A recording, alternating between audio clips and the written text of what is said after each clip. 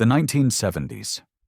Saturday morning lineup was a playground of imagination, packed with zany characters, groovy tunes, and endless adventure. But while a few shows became household names, many others faded into the background, half remembered only by the kids who once sat cross-legged in front of the TV with a bowl of sugary cereal. Today, we're dusting off those forgotten reels and revisiting 20 cartoons that once filled the weekend with laughter, action, and charm. How many of these hidden gems will you recognize? The Hardy Boys, 1969 to 1971. Before Scooby-Doo became the gold standard for teen mystery cartoons, Hanna-Barbera experimented with adapting the beloved Hardy Boys novels into animation. This wasn't just about Frank and Joe solving cases. It was about making them appealing to the 1970s youth market. In this version, the Hardy brothers weren't just sleuths. They were also part of a touring rock band. That meant every episode came packaged with bubblegum pop songs and energetic musical sequences, clearly aiming to tap into the popularity of the Monkees and other TV music hybrids. The mysteries themselves leaned toward globe-trotting adventures, with the brothers tackling stolen treasures, secret codes, and international villains. What made the show stand out was its attempt to modernize classic literary characters for a new generation, wrapping suspense in a layer of 1970s fashion, slang, and soundtracks. Parents appreciated the familiar Hardy Boys brand, while kids enjoyed the colorful escapades and sing-along numbers. Though it only lasted 2 seasons, it marked one of the earliest attempts to merge young adult literature with Saturday morning animation. For the bookworms who tuned in, it was a thrill to see their favorite detectives not only outwit villains, but also jam on stage under bright cartoon spotlights. Help! It's the Hair Bear Bunch, 1971 to 1972. If there was ever a show that screamed 1970s, it was Help! It's the Hair Bear Bunch. Instead of kids or superheroes, this cartoon starred 3 talking bears, Hair Bear, Square Bear, and Booby Bear, living in a zoo but constantly plotting their next escape. With their shaggy fur, funky lingo, and laid-back attitudes, they looked and sounded like they'd stepped straight out of a hippie commune. Their cave even had hidden furniture and gadgets that magically folded away, like something out of a psychedelic bachelor pad. Each episode followed the trio trying to trick their bumbling keepers, Mr., Peevely, and Botch, who inevitably failed to keep them under control. The humor was slapstick-heavy, full of chase scenes, pratfalls, and fast-talking dialogue that made it feel like a cartoon cousin of Yogi Bear. What really cemented its place in memory was how it captured the rebellious, free-spirited vibe of the era. The Hair Bear Bunch weren't just silly zoo animals. They were symbols of nonconformity, always dodging authority and carving out their own groove. Though it ran, for just 1 season, its colorful chaos left a nostalgic mark for anyone who grew up on Saturday morning mayhem.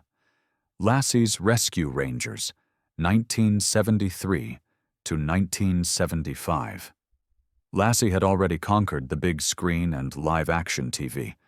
But in the 1970s, the iconic collie leapt into animation with Lassie's Rescue Rangers. Instead of sticking to small-town adventures, the cartoon gave Lassie a full team. The Turner family and a group of animal sidekicks dedicated to environmental rescue missions. This was no coincidence. The early 70s saw a boom in ecological awareness, and the show reflected that spirit. Every week, Lassie and the Rangers fought to protect forests, wildlife, and natural resources from pollution, poachers, and careless humans. Lassie herself didn't talk, but her loyal bark guided the humans and animals alike, often saving the day with quick thinking. The show had a more serious tone than many of its peers, pushing educational themes about conservation and responsibility. Parents liked the positive messages, while kids were drawn to the action sequences, forest fires, oil spills, and daring rescues kept the pace lively. Though it wasn't a long-running hit, it stood out as one of the few Saturday morning shows to merge classic family storytelling with environmental activism. For kids of the 1970s, Lassie wasn't just man's best friend, she was Earth's best friend too. Jeannie 1973 to 1975. By the early 70s, I Dream of Jeannie was still a household name, so Hanna-Barbera tried to capture that magic in animated form. Their version, simply titled Jeannie, gave the mystical Jeannie a teenage makeover. Unlike her live-action counterpart, this Jeannie was bubbly, youthful, and full of high-energy antics. Alongside her bumbling apprentice, Babu, and their human pal Cory, Jeannie often tried to use her powers to help, only to make things hilariously worse. Babu's misfired spells and over-the-top voice acting became the show's biggest source of comedy. Every episode followed a familiar formula. Cory faced a teenage problem, Jeannie attempted to solve it with magic, and Babu made a mess that had to be fixed before the secret was exposed. While critics saw it as lightweight compared to the sitcom, kids loved the slapstick chaos and fast-paced energy.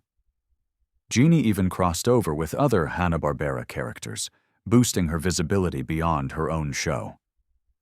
Though it ran for just 2 seasons, it successfully introduced younger audiences to the Jeannie brand in a more cartoonish, kid-friendly package. For Saturday mornings, it was less about romance and more about magical mayhem, proving that Jeannies never really go out of style. Hong Kong Phooey, 1974 to 1976. Few 1970s cartoons captured the era's pop culture mashups quite like Hong Kong Phooey. Martial arts films were exploding in popularity, and Hanna-Barbera gave kids their own kung fu hero, though he wasn't exactly Bruce Lee. Penry Pooch, a mild-mannered janitor at a police station, transformed into Hong Kong Phooey whenever crime struck. Armed with a karate manual he could barely follow, and his trusty Phooey-mobile, he stumbled through battles with villains, while his smarter cat sidekick, Spot, often did the real work. The comedy came from Phooey's sheer incompetence, as he bungled every move yet somehow managed to defeat bad guys, usually by accident. The animation was stylized, the action over the top, and the theme song, sung with funky flair, instantly iconic. Kids adored the combination of slapstick humor and martial arts cool, even if adults saw it as little more than a spoof. For Saturday mornings, though, it was perfect, action-packed, funny, and dripping with 1970s groove. Phooey became a cult favorite, remembered fondly for proving that even the clumsiest hero could save the day, and look good doing it. Partridge Family 2200 AD 1974 to 1975. What do you get when you blend a hit family sitcom with futuristic sci-fi? Partridge Family 2200 AD answered that question with flying saucers and disco vibes. Taking the famous singing family from the original show and planting them in a Jetsons-style future, the cartoon reimagined Shirley, Keith, Laurie, and the gang as space-age travelers performing concerts across the galaxy. Their tour bus was now a sleek spaceship, and their gigs often turned into wacky adventures with robots, aliens, and high-tech gadgets that never worked quite right. The humor revolved around family squabbles, sibling rivalries, and David Cassidy-inspired teenage drama, all wrapped in cosmic backdrops. Kids loved the futuristic settings and zany inventions, while fans of the live-action series were charmed by the chance to see their favorite family in a new setting. The show also kept the musical tradition alive, with upbeat numbers woven into the storylines. Unfortunately, its single-season run couldn't match the popularity of the original series, but it remains a fascinating snapshot of the era's obsession with space travel. For young viewers in 1974, there was nothing cooler than watching the Partridges belt out songs while dodging meteors and befriending Martians. Devlin, 1974. Few cartoons captured the daredevil spirit of the 1970s quite like Devlin. Clearly inspired by the nationwide mania for Evel Knievel, the show followed Ernie Devlin, a traveling stunt motorcyclist, as he performed gravity-defying tricks across the country. But this wasn't just about the stunts. Ernie traveled with his younger siblings, Todd and Sandy, forming a close-knit carnival family that balanced spectacular danger with heartfelt values. What set Devlin apart was its surprisingly serious tone for a Saturday morning cartoon. Each episode carried moral lessons about honesty, responsibility, and perseverance, often delivered through the challenges the Devlin family faced both on and off the stunt track. The action sequences, fiery jumps, near crashes, and impossible leaps thrilled young viewers who dreamed of owning dirt bikes. Parents appreciated that the show didn't glorify recklessness, but instead emphasized courage and safety. Although it lasted just one season with 16 episodes, it was a rare attempt by Hanna-Barbera to inject genuine drama into their Saturday lineup. For the kids who watched, Ernie Devlin wasn't just another cartoon hero. He was a two-wheeled role model. Wheelie and the Chopper Bunch, 1974 to 1975. In the age of anthropomorphic everything, Wheelie and the Chopper Bunch revved up a fresh twist. The show starred Wheelie, a plucky red Volkswagen-style car, who constantly found himself harassed by a gang of loud, trouble-making motorcycles known as the Chopper Bunch. Each episode turned into a high-speed battle of wits, with Wheelie relying on clever tricks and inventive gadgets to outsmart the gang. His horn, which could express everything from words to honks of disapproval, gave him a unique personality despite his lack of dialogue. The slapstick humor kept kids laughing, as the Chopper Bunch's schemes always backfired in cartoonishly explosive ways. The dynamic was simple, good-natured underdog versus rowdy bullies, but it worked well for short, action-packed episodes. The show fit neatly into Hanna-Barbera's formula of fast gags and repetitive but charming storylines. While it never reached the popularity of Speed Buggy, it carved out its own niche with its quirky premise and colorful characters. For kids in the mid-1970s, Wheelie was the little car that could, proving brains and heart could outpace horsepower any Saturday morning. These are the days, 1974 to 1975. Not every 1970s cartoon was built on slapstick or zany antics. These Are the Days was a refreshing departure, offering a quieter, more sentimental look at family life. Set in a small American town at the turn of the 20th century, it followed the Day family, father, mother, and children, as they navigated the challenges of a simpler but tougher era. Instead of chasing villains or battling monsters, episodes centered on daily struggles, community values, and lessons about perseverance, kindness, and honesty. The animation was softer, the pace gentler, and the tone more reflective than the typical Hanna-Barbera chaos. While some kids might have preferred louder, flashier shows, others connected with its warmth and realism. It felt almost like an animated version of The Waltons, with relatable stories about chores, school, friendships, and family responsibilities.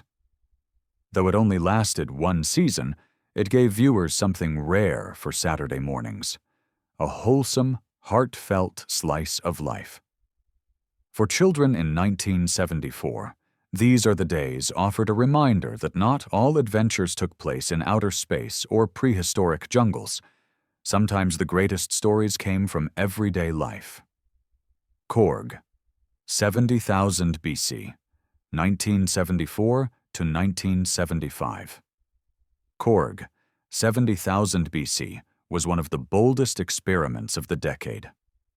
While most Saturday morning cartoons leaned on comedy or superheroes, this series tried to bring prehistory to life with a semi-serious tone.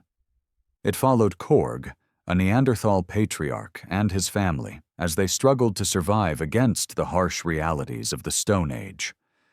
Narrated in a documentary style, the show attempted to blend entertainment with anthropology, using scientific research to shape its portrayal of prehistoric life. Episodes explored survival challenges like finding food, defending against predators, and interacting with rival tribes.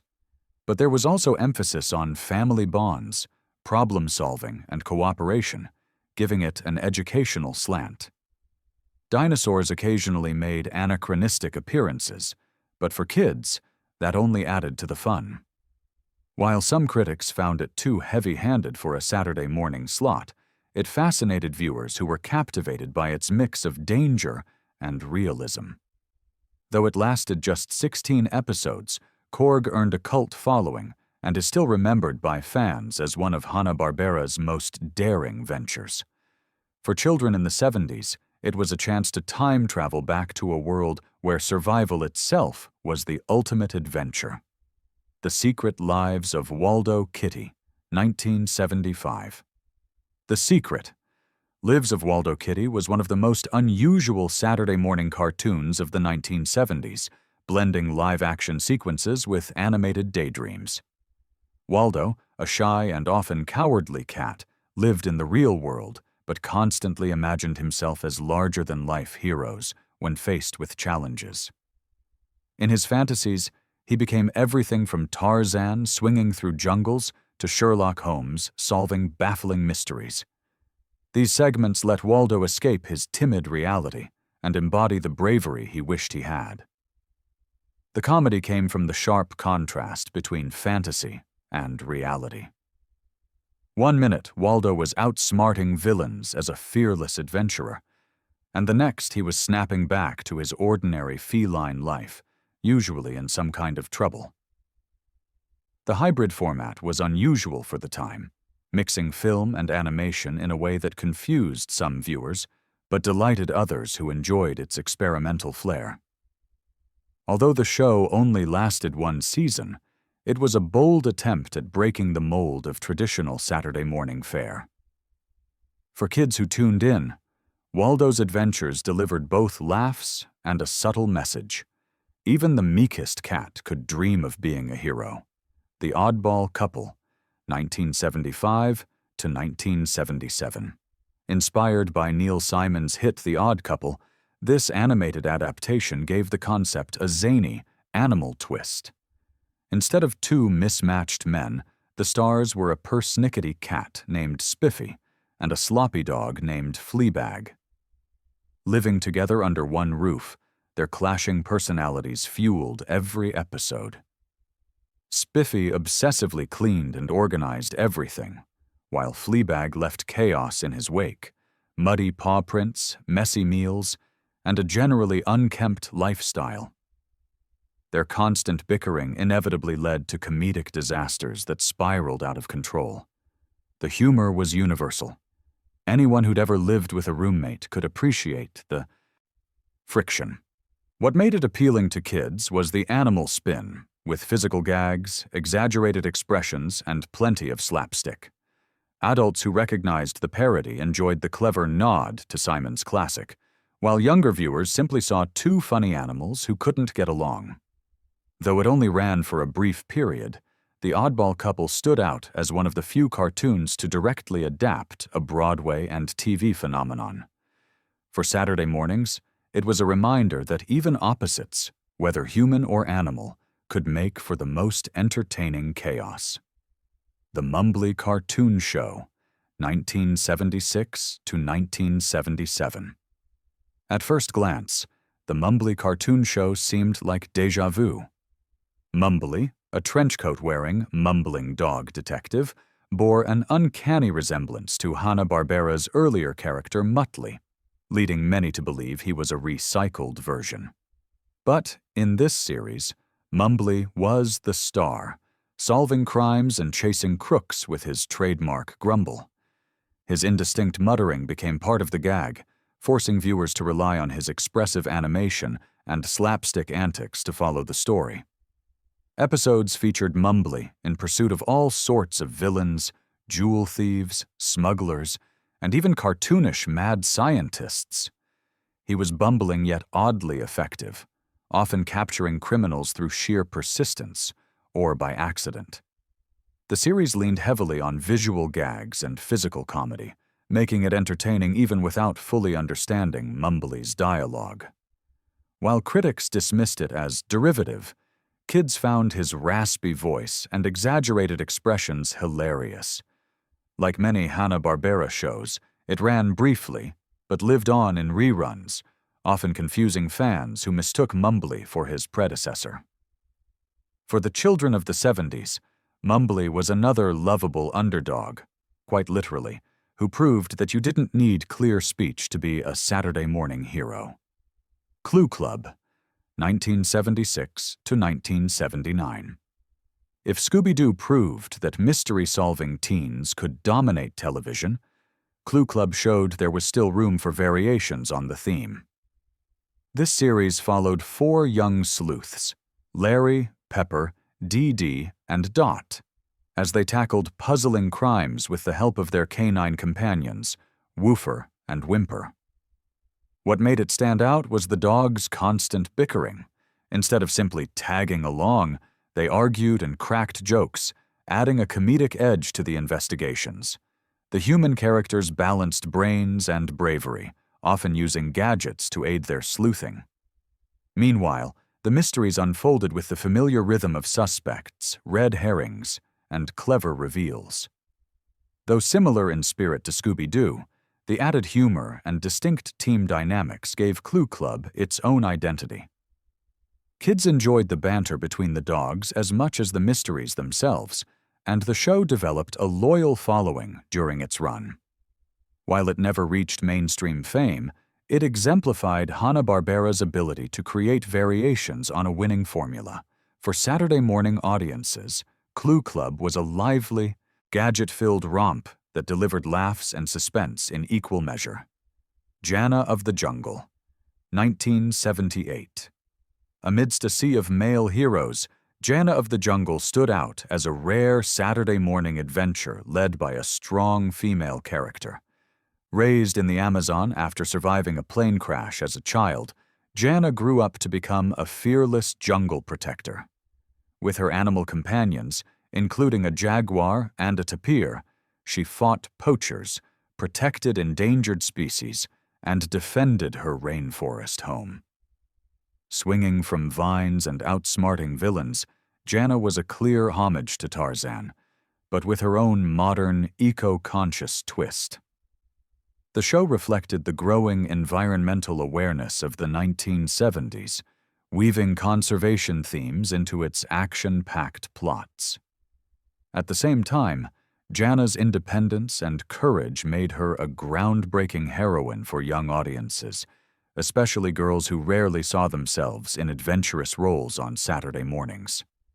Though it lasted only 13 episodes, it left a lasting impression as one of the few cartoons of the decade to spotlight a female adventurer. For kids who watched, Jana was a symbol of bravery and determination, proving that saving the jungle wasn't just a man's job. It was a mission anyone with courage could take on. Galaxy Goofups, 1978 to 1979. When disco fever collided with Saturday morning cartoons, the result was Galaxy Goofups.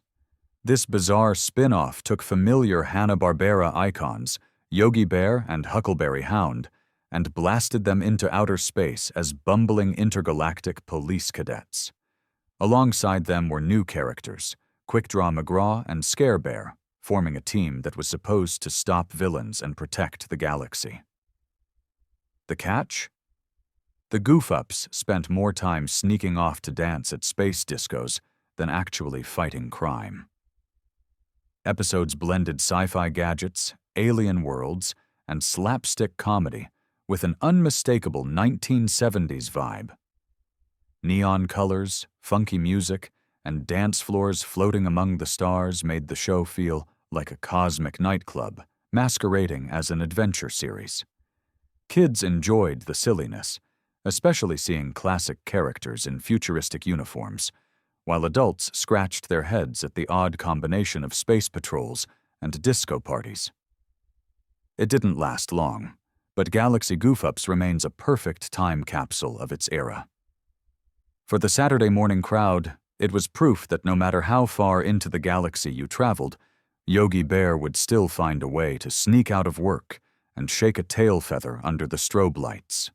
Buford and the Galloping Ghost, 1979. Southern charm and supernatural hijinks collided in Buford and the Galloping Ghost. This Hanna-Barbera oddity paired Buford, a lazy but lovable bloodhound, with Nugget Nose, the ghost of a grumpy old prospector. Together they teamed up with two teenagers, Cindy May and Woody, to solve mysteries and tangle with crooks in the rural South.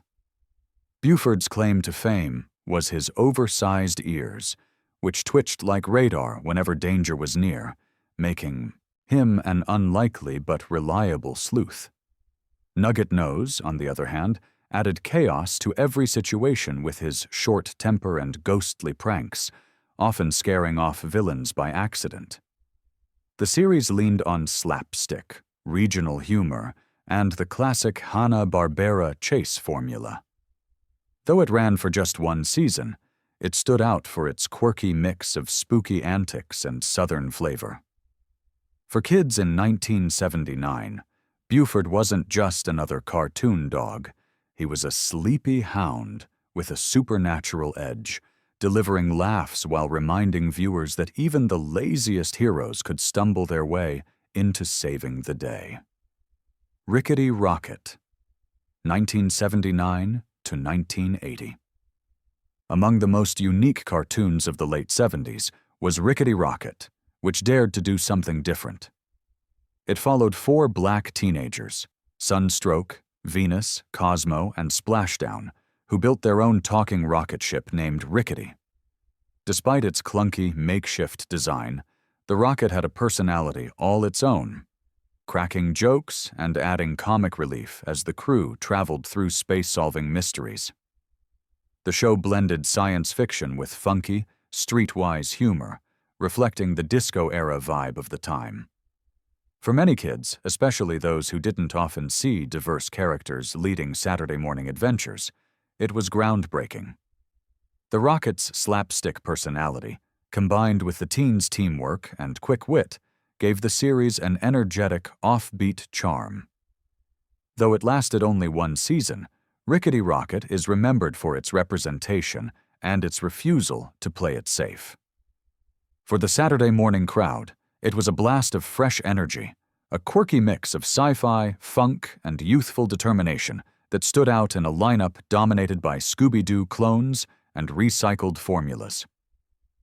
The New Fred and Barney Show, 1979. Bedrock wasn't left behind in the 1970s. The New Fred and Barney Show revived the famous Flintstones characters for a new generation, giving Fred, Barney, Wilma, and Betty fresh adventures in the same Stone Age suburbs. The episodes often mixed everyday family problems with wilder scenarios, including run-ins with aliens, futuristic gadgets, and Fred's endless schemes to strike it rich. The animation style was polished for the era, and the humor leaned even more toward slapstick than the original series. For kids who hadn't grown up with the 1960s Flintstones, this was their first taste of Fred's booming yabba dabba doo and Barney's goofy laugh. Longtime fans, meanwhile, appreciated seeing the characters back in action, even if the plots sometimes strayed into sillier territory. The revival didn't last long, but it kept the Flintstones alive just enough to pave the way for later spin-offs and TV specials. For Saturday mornings in 1979, it proved that even after 2 decades, Bedrock's favorite neighbors still had plenty of Stone Age mischief left to share. The Plastic Man, Comedy Tour Adventure Show, 1979 to 1981. Closing out the decade with stretchy flair, The Plastic Man Comedy Tour Adventure show brought DC Comics' bendable superhero to Saturday mornings. Unlike the darker, action-driven comics, this version leaned into slapstick humor and light-hearted adventures. Plastic Man used his shape-shifting abilities to disguise himself as everything from vehicles to household objects, often bumbling his way through missions but always coming out on top. The show expanded his world with new characters, including his girlfriend Penny and the bumbling sidekick Hula Hula, who added comic mishaps at every turn. Episodes were fast-paced, filled with wacky visuals and colorful villains, making it perfect for young audiences. Critics may have rolled their eyes at its silliness, but kids loved the outrageous transformations and goofy tone. Running into the early 80s, it proved that superheroes didn't always have to be brooding or serious. They could be fun, absurd, and downright hilarious. For Saturday mornings, Plastic Man's rubbery antics were the perfect reminder that in cartoons, anything was possible, even saving the world while looking like a giant slinky. The 1970s may have been filled with short-lived cartoons, but each one carried the decade's free-spirited energy, from disco-dancing bears to eco-warrior collies and outer space adventurers. Some were forgotten quickly, others lingered in reruns, but all captured the wild experimentation of Saturday mornings. Which of these quirky gems do you remember? Did one of your childhood favorites miss the list? Share your memories in the comments, and don't forget to subscribe for more trips back to TV's most colorful and unpredictable era.